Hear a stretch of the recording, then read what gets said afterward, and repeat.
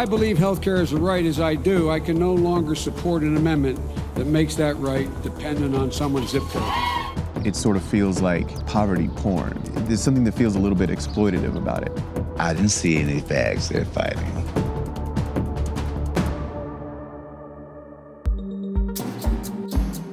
Mexican negotiators don't appear to be making much progress toward a deal that would satisfy President Trump's demand for more action to stop illegal immigration and keep him from imposing a 5% tariff on all Mexican goods on Monday. But customs brokers are warning it won't be so simple.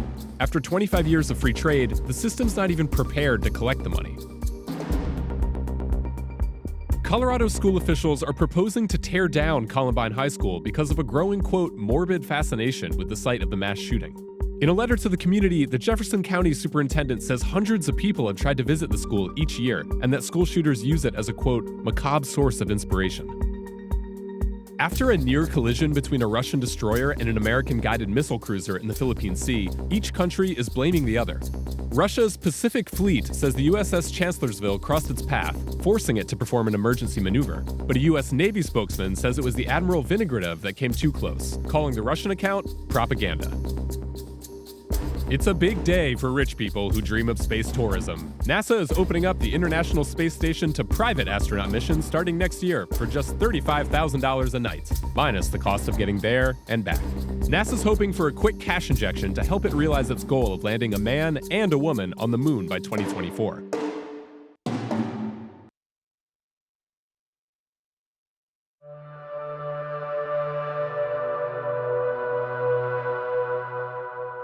Last night in Atlanta, Joe Biden did something politically expedient. He flip-flopped on abortion rights. If I believe health care is a right, as I do, I can no longer support an amendment that makes that right dependent on someone's zip code. For days, Biden's been taking criticism for his longtime support of the Hyde Amendment, which bans almost all federal funding of abortion. And rather than die on the hill of consistency, he bowed to pressure. Instead of times were changing, he'd change with them. You can expect a lot of this thing to happen as the campaign unfolds. Candidates are trying to get with the times so they don't lose votes. But underlying this particular flip-flop is a major, underreported shift in the Democratic Party. In short, Democrats are done compromising on abortion rights. The Hyde Amendment was designed to prevent taxpayer money from being spent on abortion. It started by banning the use of Medicaid for abortions. But over the years, it was incorporated into other federal programs. So today, federal employees can't use their health insurance to pay for abortion, soldiers can't use their government health care to pay for abortion, and federal prisoners can't get them at all. The only exceptions are for rape, incest, and the life of the mother. Even so, for most of its history, the Hyde Amendment, which is attached to the annual bill that allocates money for health and human services, enjoyed begrudging bipartisan support. Some Democrats voted for Hyde because they had to. It was part of a bill with a lot of stuff that Democrats like in it. But some Democrats voted for Hyde because they wanted to. And until yesterday, Biden was one of those. So was Hillary Clinton's running mate in 2016, Senator Tim Kaine. Kaine said he supported a woman's right to have an abortion. He just didn't think taxpayers should pay for it. Supporting the Hyde Amendment, in other words, used to be a relatively mainstream position inside the Democratic Party. But the amendment has always been enormously unpopular with abortion rights activists. For an obvious reason. It makes it much more difficult for Medicaid recipients, lower-income women who are disproportionately women of color, to have access to abortion. So in practice, those women don't have the same right to an abortion that other women do. These activists have always wanted to make opposition to Hyde a litmus test for Democratic presidential candidates, similar to Grover Norquist's no tax pledge for Republicans. Biden's decision to cave on Hyde shows those activists have succeeded. Elise Hogue, president of NARAL Pro-Choice America, has been one of the loudest voices calling for Democrats to abandon Hyde. Previously, we've had two classes of citizens accessing what we understand to be a constitutional right based on financial status. And I think with Biden's evolution on this last night, what we're presenting is a united front saying that every constitutional right should be applied equally, that this most fundamental freedom should not be a basis for discrimination based on income, geography, race, or any other factor. Make no mistake about it. It was activists like Hogue who made this shift happen. But the politics of the moment have given Democrats a more convenient scapegoat. Republicans have ramped up their opposition to abortion rights lately. There are only 2 pro-abortion right Republicans in the Senate. The GOP's right wing has pushed stringent abortion bans in red states and made sure to appoint Supreme Court justices they're pretty sure will overturn Roe v. Wade. Democrats like Biden are blaming those Republican anti-abortion rights hardliners for hardening their new pro-abortion rights position. But folks, times have changed. I don't think these guys are going to let up. This is an issue that used to divide the country on geographic and religious lines instead of partisan ones. More moderate Democrats thought supporting things like Hyde would help them win over more conservative voters in more conservative places. The right helped push that idea out of the mainstream. The left, it seems, just finished the job.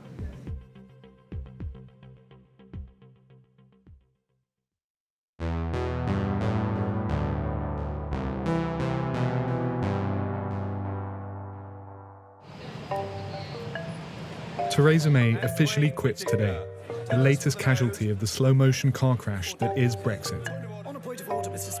May failed spectacularly to get her version of Brexit through Parliament, over and over.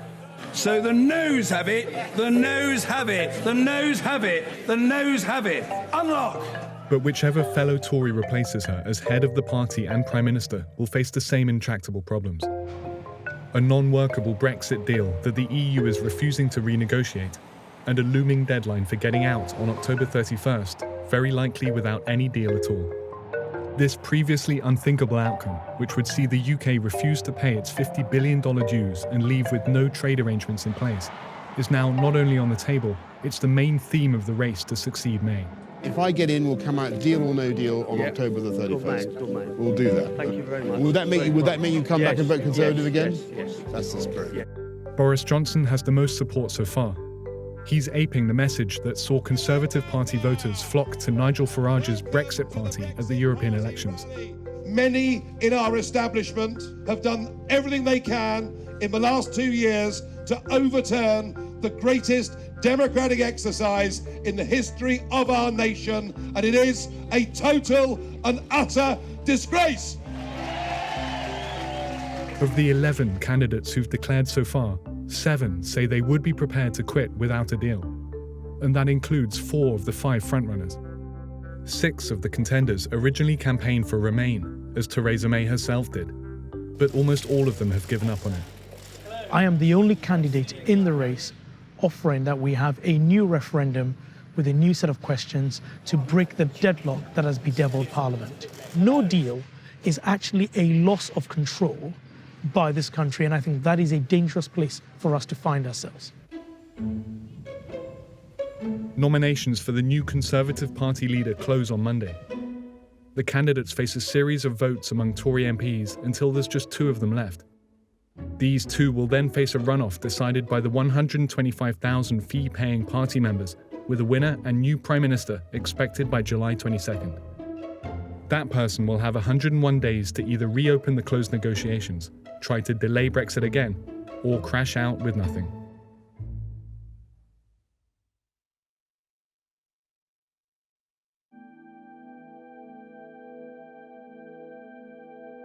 Cape Town is one of South Africa's biggest tourist destinations, and there's a lot to do here.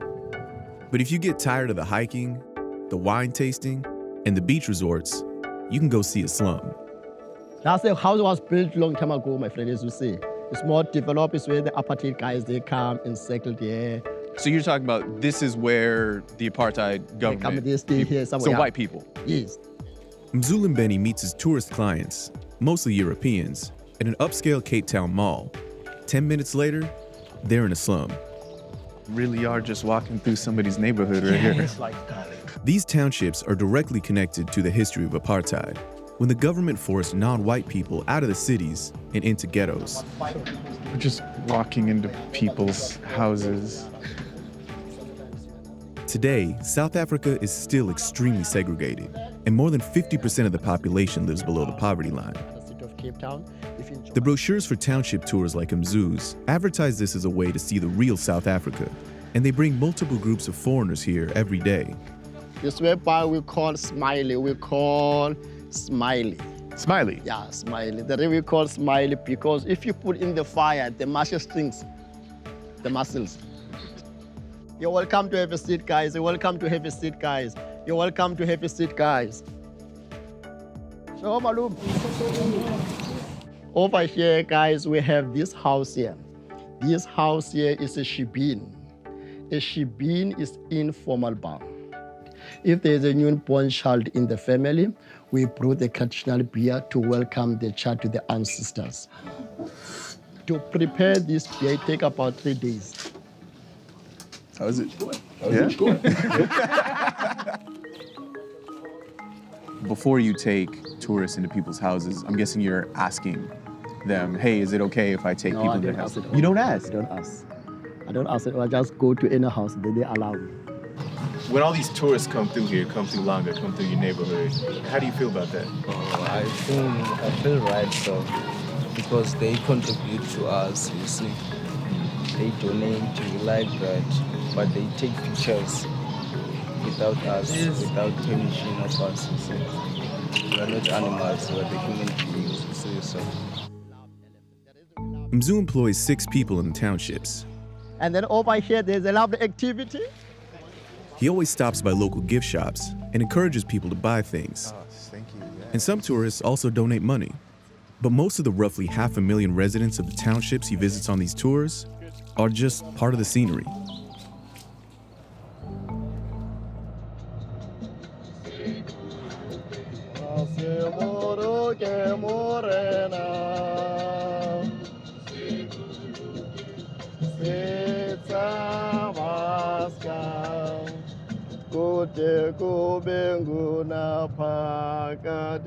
Okay, guys, our next stop is going to school. Cool beans, cool bananas. Mzu grew up in Khayelitsha Township, and he attended this school when he was a kid. And now it's a regular stop on his tours. Oya baba. Oya baba. Okay, guys, you can sit anywhere you like. I can take a lovely picture with them as well. They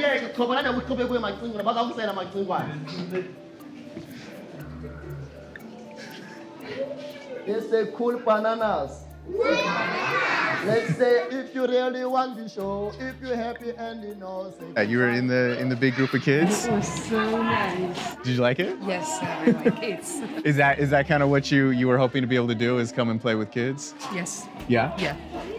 So now you have a We picture? stay here and play with kids. Just touch them. That's, in Switzerland, you can't touch kids. I think I felt uncomfortable. It sort of feels like it's almost poverty porn. There's something that feels a little bit exploitative about it as a tourist. If there was no poverty as well, I would do the township tour. Because the culture, my friend. I don't say the poverty, I say the culture. You can take the poverty away, you have a fancy houses, whatever, but I will do the township tour. But for a lot of tourists, it really is the poverty that they're here to see. What made you decide you want to go on a township tour? Well, I wanted to do the whole process of discovering Africa as well, and South Africa, all the story, apartheid and everything. Township is part of it. I think I realize now that where my mom was living in Senegal was about the condition people live here in the township. Every tourist should come here at least one day if they come to South Africa, because otherwise they don't know what's going on. Why did you want to do a township tour? To show him real life. Yeah, to show him where the most of the people live in South Africa. So waterfront is funny for one day, but it's not Africa. Foreigners who come on these tours are willing to see what's going on in South Africa in a way that a lot of South Africans aren't. But even the tours only go so far. How do you decide how much to tell them about apartheid? Okay, you don't need to tell too much about the history. You need to be very, very smart. Don't traumatize your guest, but just give them the reality. Because if you say this here was something, this, we were killed, there was like this, and then some of them, my friend, they end up, traumatizing them. Tourists, number one, they come for holiday. They come to for holiday. They want to enjoy the experience. It seems like more than a foreigner coming in and learning about South Africa, who really should be knowing about the realities in the townships, is South African. You talk to people in Cape Town and they've lived there their whole life. They've never been to Langa. They've never been to Khayelitsha. They've never seen it. I make a research about that, my friend. You can go anywhere in the world. I'll go to USA, my brother. I'll go there with a place we never go. Most of us, what we do is we ignore our places. Seeing the problems in your own backyard. Exactly. Yeah. That's nature, my friend.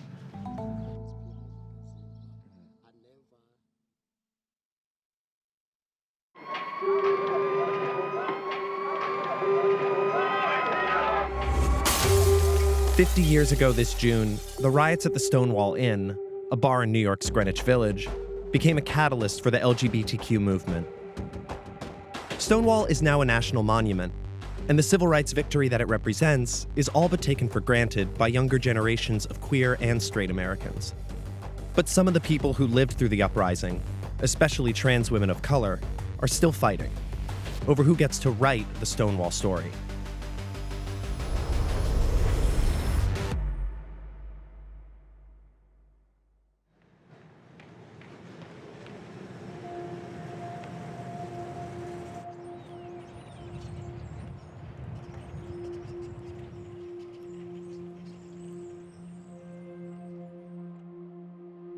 Well, when I think of Stonewall, I think of the horrific beatings that we took that night on a whim of just being fed up, It was 3 nights of total pandemonium. It was like when somebody throws a grenade. You don't know where the grenade came from or who threw it. All you know is boom. The interesting thing about that is, on top of all the devastation and misery and hurt that happened, we got a second dose of it when these gay guys came in and took it away from us. What I remember is hearing the fags yelling from their apartment buildings, "Oh, the girls are kicking the cops' ass." That's what this shit was all about. I didn't see any fags there fighting.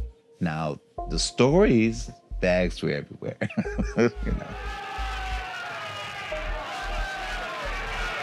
I have been beaten. I have been thrown in jail. I have lost my job. I have lost my apartment for gay liberation. And you all treat me this way? What the fuck's wrong with you all? Think about that. There were so many ways that this could have been done or handled that was complimentary and inclusive of everybody. Where's the respect from our community who was a part of all this, and a major part of all of this? This is my wardrobe. My favorite is my gold. This is my gold coat. And sparkly is very important because you want to be seen. And of course, since I moved to the South, I bought camouflage, which is so funny when I wear it out.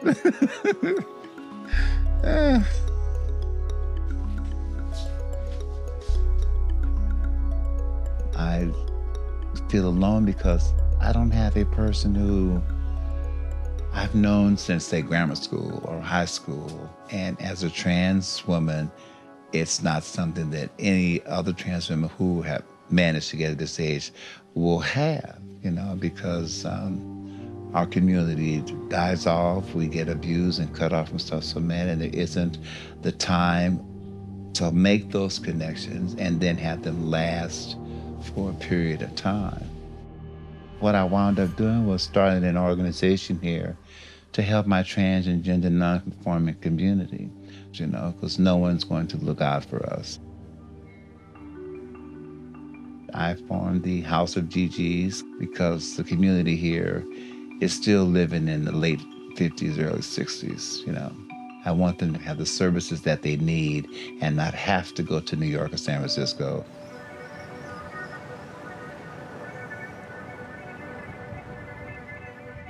Little Rock needs that community-based organization that can provide those services that are needed. We don't do this to be rich or make money.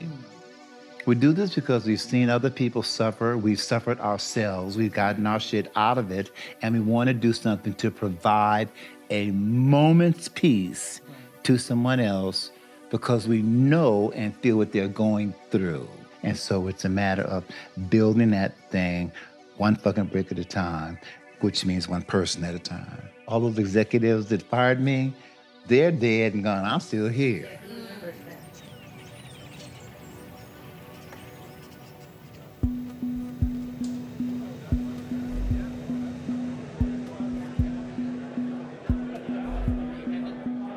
Honestly and truly, you're gonna meet a lot of amazing trans women of color here. And to see you honored means a lot to them. Okay. Because I'm taking your word for this. I came here because I was under the impression that this was a transgender event and that the girls were getting together to get me something. Oh, that's what you thought. Yes, or I wouldn't be here. Hello, hello, hello.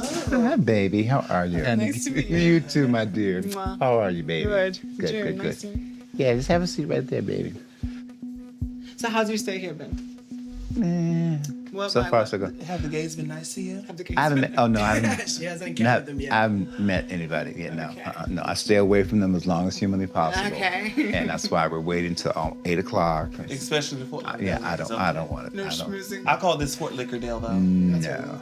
I got a new kidney and liquor's gone. Hey, Yeah. that's what I'm talking about. That's So when you good. enjoy life.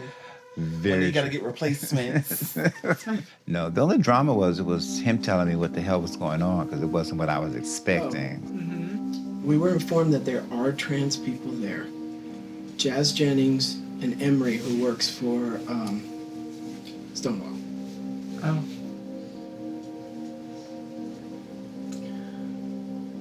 Gee, what a wonderful reception. Yeah, okay. Wow. All righty then. They're making a big deal out of this 50 years, you know what I mean? Fuck that shit, I'm over 50 and I don't understand what the crap they're doing now. They should have did this shit then. Okay. Oh yeah, okay, hold on. Get me happy because you're on your knees. So now they feel it's more okay to use us in our representation than it is for us to have our own life. Then they go through this shit and everybody's all fine on Sunday. And Monday they don't know who the fuck you are. You know? So, no, if you can't say hi to me after you suck my dick on Sunday, leave me alone.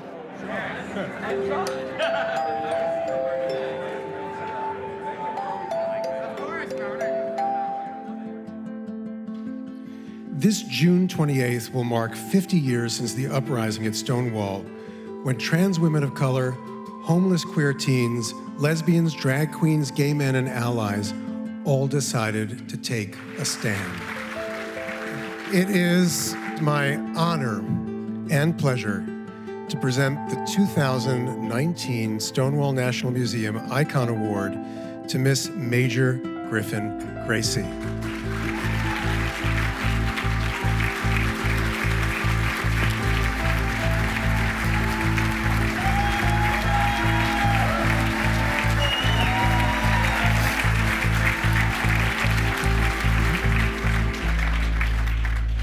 When I had first heard about this, I thought, oh God, here it is. They're going to use and manipulate my ass again, and I'm not going to have it.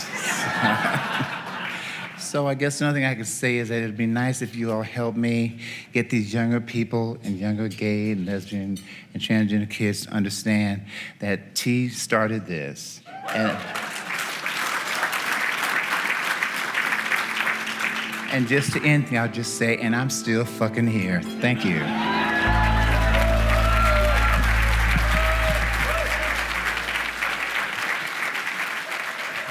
Please welcome to the stage two-time Emmy Award-winning TV personality, Carson Kressley.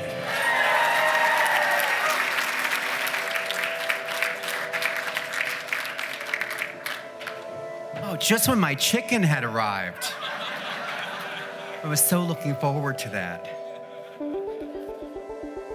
We have to be more strategic by unifying, by sticking together, by creating a sense of family that we've always had since I've been young.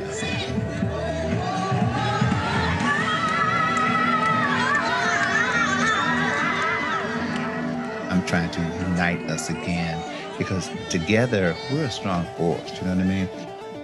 We're a tough bunch of bitches and we've survived.